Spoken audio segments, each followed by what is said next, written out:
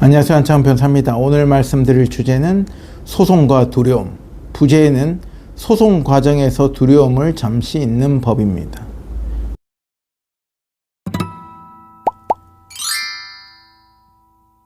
소송이라는 것은 어찌 보면 분쟁이잖아요. 그 싸움이기도 하고, 어찌 표현하자면. 그렇기 때문에 기본적으로 두려움을 느낍니다. 제일 큰 것은 소송 결과에 대한 두려움. 이혼소송 12개월 가까이 가잖아요. 그러면 12개월 내내 결과에 대한 두려움이 있을 수 있죠. 두 번째는 내가 이혼하고 또 삶이 바뀌는 부분이 있으니까 환경 변화가 크게 일어나잖아요. 그 부분에 대한 두려움이 있을 수도 있고, 결국에는 소송 과정에서 두려움을 상존할 수는 있습니다. 그래서 이제 이혼 변호사인 제가 보통 오전 업무 중에 하나가, 여러 의뢰인분들이 계시지만 보통 이제 오전에 저한테 연락이 오세요. 그러니까 소송 중간에 좀 불안하다든지, 그죠? 그러면은 진행상 또 한번 물어보실 겸 해서 본인의 불안감도 있을 겸 해서 저랑 이제 통화를 합니다. 그러면은 다시 한번 제가 마인드셋을 해드리고, 다시 한번 좀 이렇게 마음을 다잡아 드리면 또 이제 반복적이죠. 그게 조금 두려움도 상대적인 거라서 그 의뢰인 분들마다 두려움이 좀 많으신 분들도 있고 좀 적으신 분들도 있고, 저는 뭐 오전마다 이제 그런 의뢰인 분들하고 한 번씩 통화를 하는 게 저의 업무 중에 하나입니다. 그래서 의뢰인 분들은 계속 이제 날마다 다른 분이시겠지만 이혼 변호사는 어쩔 수가 없다. 이제 같이 가는 거죠, 이 소송 과정에서. 그래서 변호사가 결과만 자꾸 뭐 묻고 싶어요. 결과는 잘 나오겠느냐 말겠느냐 알지만 뭐 결과가 잘 나올 겁니다. 막 이렇게 해가지고 해결은 안 되기 때문에 그냥 의뢰인하고 이런저런 이야기하고 사건 진행에 대해서 말씀드리고, 전반적으로 다시 우리가 큰 틀을 말씀드리고, 이렇게 하면서 조금 불안감을 잠재워 가면서 같이 소송을 뭐 1년 가까이 하는 게 이혼 소송의 과정입니다. 두려움에 대해서 제가 좀 깨달은 20대 초반에 좀 깨달은 사례가 있는데, 재미삼아 말씀을 드리면 20대 초반에 제가 취미로 유술 같은 것을 하는 체육관을 그냥 운동 삼아 다녔는데, 그때 당시에는 그런 종류의 체육관이 잘 없었어요. 그러니까 정기적으로 좀 건달 같으신 분들이 본인의 힘 자랑을 하기 위해서 오세요. 그러면은 관장님이 항상 보면 저한테 저분 한번 잡아다 드려라 이렇게 해서 제가 뭐 스파링 비슷하게 해드린 역할을 한 적이 있거든요. 그때 어떤 느낌이 들었냐면, 건달 같으신 분들은 덩치도 크고 외모도 무섭고 표현도 막 욕도 하고 무섭잖아요. 그래서 이렇게 스파링 하기 전에 겁이 나요. 사람이니까 겁이 나고, 스파링 할 때는 하나도 겁이 안 나. 그리고 스파링 끝나고 나면 다시 또 겁이 납니다. 그래서 제가 이상 현상을 겪고 제가 곰곰이 생각해봐서 왜 스파링 할 때는 겁이 안 났지? 이렇게 생각을 해보니까, 스파링 할 때는 상대방 움직임도 봐야 되고 막 머릿속으로 바빴던 거예요. 그러니까 제가 다른 그 사람의 외형이나 표면을 보고 겁을 내야 된다는 사실을 잠깐 잊고 막 집중해가지고 뭔가를 하다 보니까, 스파링을 하다 보니까 겁내는 걸 잠깐 잊은 거야. 그리고 스파링 딱 끝내고 나니까 다시 겁내야지 이러면서 내가 겁을 내고 있더라고요.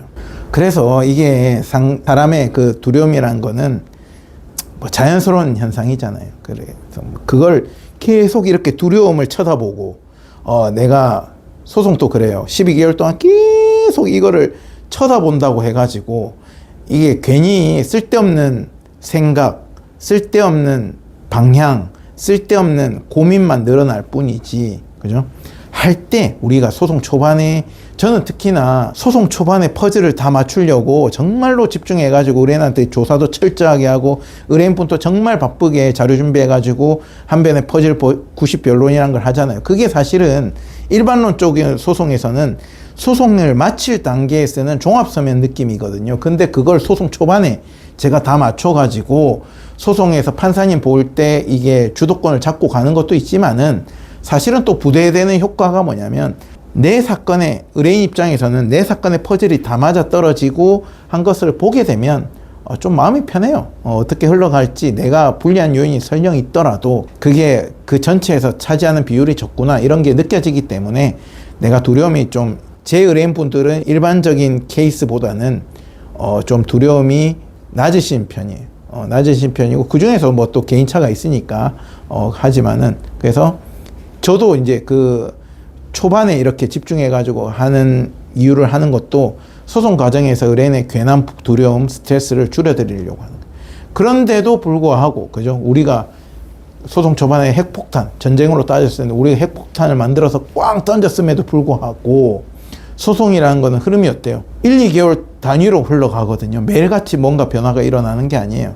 그렇기 때문에 1, 2개월이 또 떨어지잖아요. 그러면 또 나의 사건이 어째 돌아가나 궁금증 내지는 불안감이 스멀스멀 올라오시는 분들이 있습니다. 그죠? 그런 분들이 보통 오전에 저한테 전화가 오셔가지고 마인드셋을 다시 하시는 거죠. 그런데 이제 제일 좋은 거는 그래요. 아까 제가 스파링도 말씀드렸지만 자꾸 집중할 때 소송 초반에 내가 사건을 뭔가 준비해야 되고 자료 준비해야 되고 변호사랑 맞춰가지고 뭔가 해야 될 때 이 일에 집중해가지고 좀 두려움을 잊고 그죠?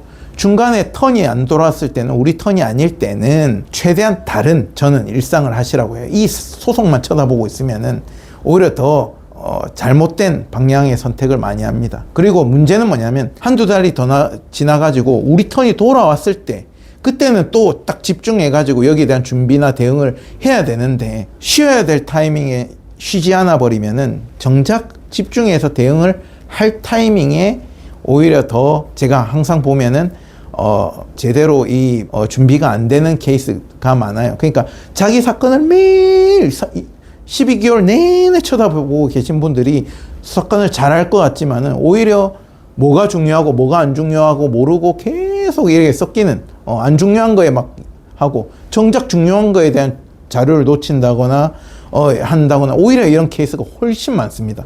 그래서 공부도 그렇잖아요. 할 때 하는 공부 잘하는 사람들은 할 때 공부하고 놀 때 딱 쉬고 쉴 때 딱 쉬고 할 때 더 집중해서 하고 이러는 거예요. 하지만 소송 결과가 나올 때까지 우리는 그 결과를 모르니까 기본적인 두려움이 있잖아요. 그죠? 그러지만 변호사랑 같이 그걸 극복해 나가고 조금 쉬어야 될 타이밍 쉬고 할 때 또 하고 이렇게 해가지고 보통 이혼 소송은 끝까지 간다 이렇게 보시면 됩니다. 그래서 꼭 제 의뢰인 분들이 아니더라도 제 영상을 보시는 구독자님들도 댓글에 항상 보면 자기가 이제 혼자 소송하고 계신데 그 과정에서 불안했는데 내가 이렇게 한 게 맞나? 그분들은 소송을 처음 하니까 이렇게 한 게 맞나 했는데 저 영상에서 뭐 정보도 얻었고 또 조금 소송 과정에서 같이 그 방향성에 대해서 고민하는 영상이니까 대부분 좀 힘을 얻었다 이런 분들이 계시더라고요.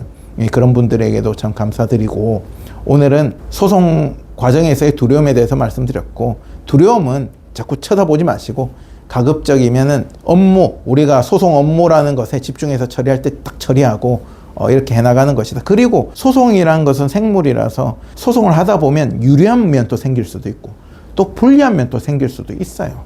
또 유리한 면이 생겼다고 해서 아직 판결이 나지도 않았는데 방심하면 안 되는 것이고 소송은 끝까지. 그리고 불리한 면이 또 생겼다고 해서 불리한 면이 우리가 아무리 다 계산해도 불리한 면이 생길 수 있잖아요.